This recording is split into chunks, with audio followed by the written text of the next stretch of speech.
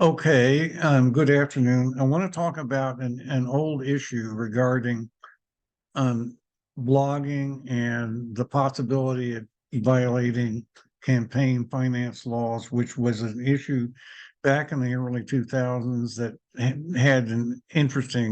created some interesting issues in my own situation.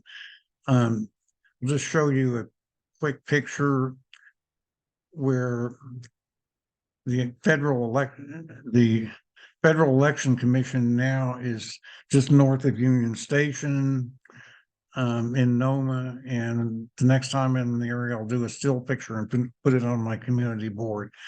But let me just move on. In 2002, Congress passed the Bipartisan Campaign Reform Act. In 2000, and there was a lot of concern right off the bat that it could could consider some things as campaign contributions that were soft money and hidden money, which were under the control of private citizens of means, using their own means and not reporting it.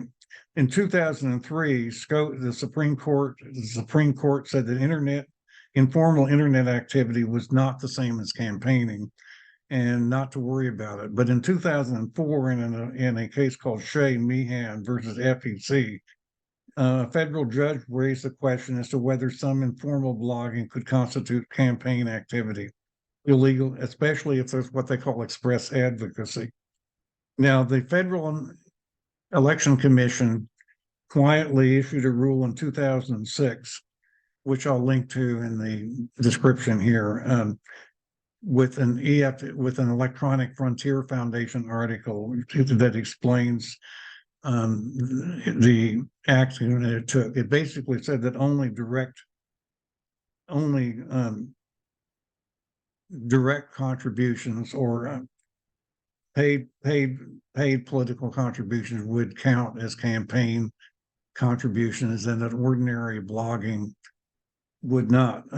I didn't actually find this Electronic Frontier Foundation article from 2006 until 2018, 12 years later. So I wasn't aware of what formal action had been taken for quite a long time.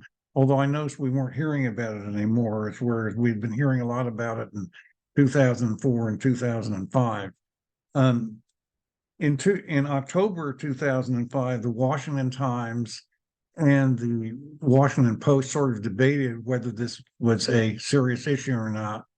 The Washington Times ran two editorials in June and October, and even maintained that an ordinary blogger would need to consult with a lawyer before blogging at all, because of if they talked about politics or contributions at all.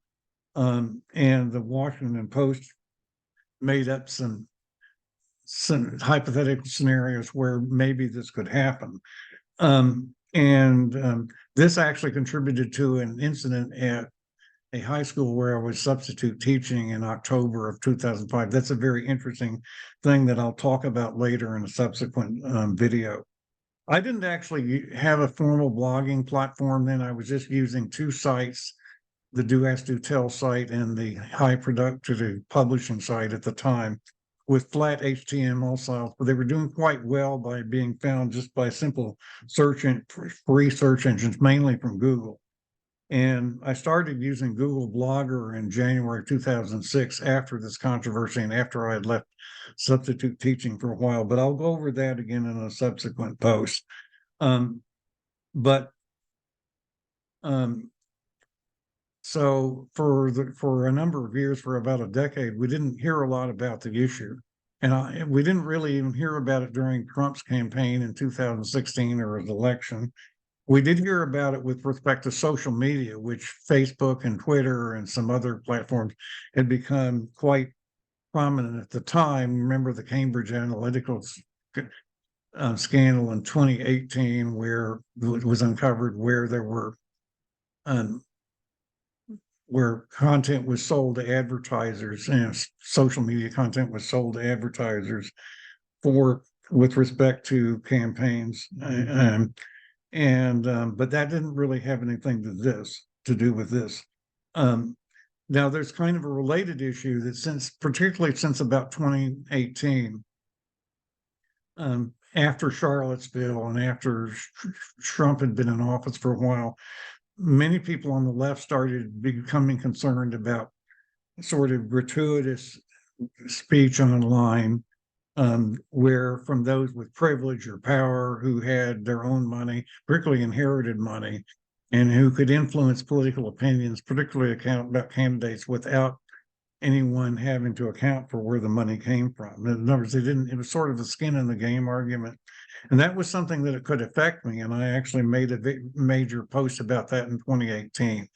It's on my John W. Bushka homepage. But that's sort of a distinct problem from this, because actually it pretty well was settled by 2006, and the Electronic Frontier Foundation had explained it pretty well. I'm going to post all the links in the description here so you can get an idea. This does lead into some other videos I'm going to make about my own history, work history, and other activities. So it does fit into another issue. And thank you for listening.